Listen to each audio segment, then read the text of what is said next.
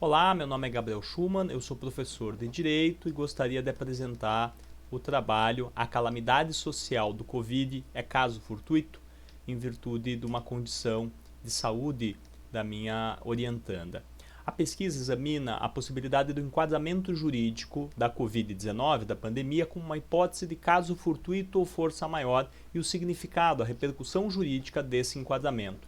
Para isso se faz um duplo movimento. De um lado, se analisa os próprios critérios caracterizadores dessa figura, do caso fortuito, ou seja, identifica-se aquilo que a gente chama de suporte fático, quais são os critérios, os pressupostos para esse conceito ser verificado, e de outro lado, a repercussão, o desdobramento jurídico. De acordo com o Código Civil, se afirma no artigo 393 que o devedor não responde pelos prejuízos resultantes do caso fortuito, ou seja, do ponto de vista jurídico, a situação caso fortuito ela significa um afastamento do dever de reparar diante de um descumprimento de um dever negocial. O devedor não responde pelos prejuízos resultantes de caso fortuito.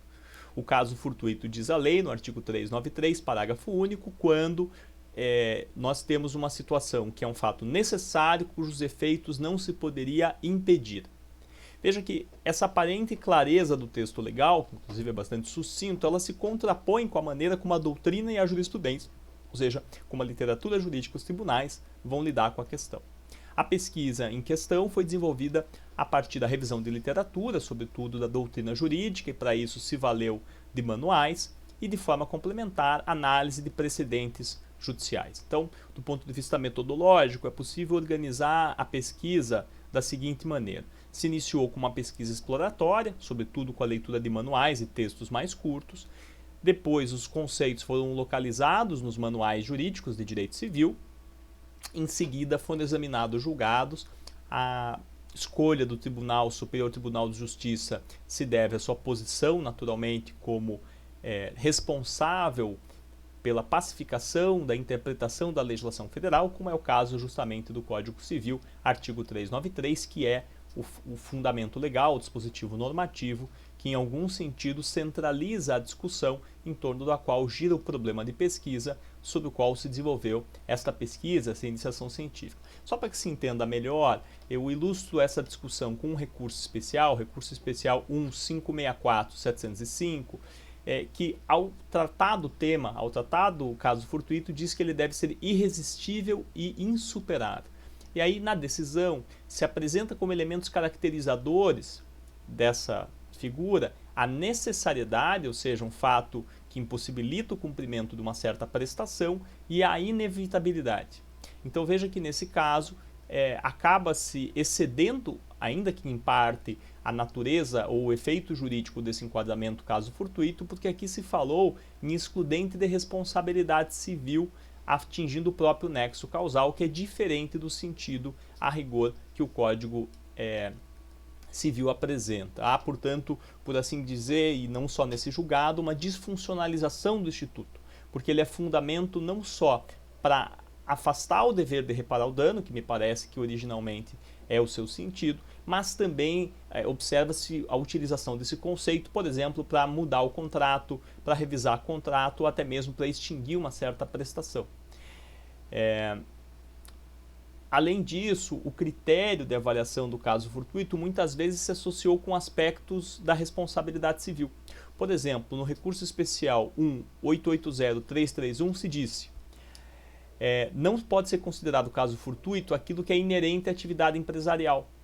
Então veja que há uma questão de assunção de risco junto aqui como critério de avaliação. No caso, era um embargo feito de uma obra que foi feito pela administração pública. Em outro julgado, ao invés de apontar o caso fortuito como hipótese de exclusão de causalidade, né, o que atingiria inclusive a responsabilidade objetiva, se disse que a questão envolvia culpa. Abre aspas, né, o recurso especial 1924281. Todos os acontecimentos que levaram a atraso sob o argumento de que a responsabilidade é objetiva, ou seja, não se estava analisando se o fato era inevitável, e sim se de alguma maneira havia ou não responsabilidade objetiva. Na doutrina, Orlando Gomes fala em ato que seja inevitável e que não haja culpa. Carlos Roberto Gonçalves fala em ato não decorrente de culpa inevitável, mas também fora do alcance, ou seja, existe uma questão que não é só saber se o fato poderia ser evitado, mas também se há algum tipo de controle ou se eu tenho como me contrapor. Quer dizer, eu não consigo evitar a chuva, ela cai, mas eu consigo, em relação a ela, tomar providências que afastam o impedimento de cumprir a prestação. São coisas diferentes. Ser inevitável um fato e ser inevitável as consequências dessa circunstância. Orlando Gomes admite o caso fortuito, inclusive no fato previsível, desde que ele não seja passível de ser resistido. E aí veja então que nem o critério fato previsível e imprevisível é claro na doutrina. De maneira geral se fala também na ausência de culpa e aí acaba trazendo um elemento que a rigor no Código Civil não está. Isso é reforçado na jurisprudência. Por exemplo, se diz, não se observa excludente de culpabilidade no caso em análise, no recurso 1299900.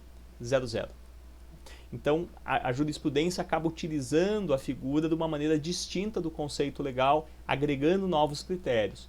Na jurisprudência também, nós pudemos localizar, e aí uma tabela grande no relatório apresentado, situações em que o caso fortuito foi utilizado como fundamento de revisão, por exemplo, para reduzir um aluguel num shopping em 50%, ou mesmo um outro julgado muito curioso desse ano de 2021, em que se diz que a pandemia se enquadra no conceito de caso fortuito e força maior, inclusive porque as partes combinaram, ou seja, isso sugeriria a possibilidade das partes combinar diferente. Portanto, nós observamos que o tema era bastante curioso, divergência na jurisprudência, divergência na doutrina em relação ao enquadramento, uma confusão, inclusive feita pelos veículos de comunicação em relação ao tema. Na realidade, o caso fortuito ao atingir o nexo causal se aplica a todas as modalidades de responsabilidade civil, daí que a indagação de culpa, da culpabilidade ou da modalidade de responsabilidade é um equívoco. Portanto, essas são as considerações.